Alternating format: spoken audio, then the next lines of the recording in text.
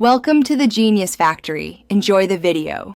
Turn on mobile data and enable USB tethering on your phone now. This gives your PC immediate access to the carrier network. Plug the phone into the PC with a good USB cable because unstable cables create intermittent drops. If Windows or Mac OS asks, install or allow the phone drivers, this creates the virtual network adapter the computer needs. Once the driver appears, open network settings to confirm the new connection. This step is necessary, so the PC recognizes and routes traffic through your mobile link. On the PC, set the newly added connection as a private or trusted network so file sharing and normal apps work without blocking. Next, go to Adapter Options and move the tethered adapter higher in priority, ensuring traffic uses the phone first. This avoids accidental routing through other networks.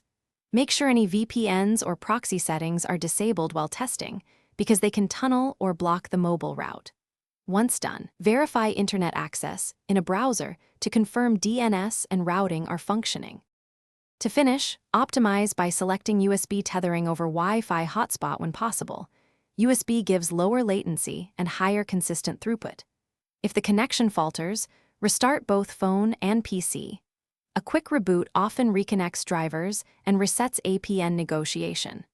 Make sure your carrier plan allows tethering and that APN settings are correct, because blocked tethering or wrong APN prevents internet access. One key troubleshooting tip: if nothing works, toggle airplane mode briefly on the phone to force a fresh cellular reconnection. This resolves many registration or signal issues. Thanks for watching. If you found this helpful, don't forget to like and subscribe.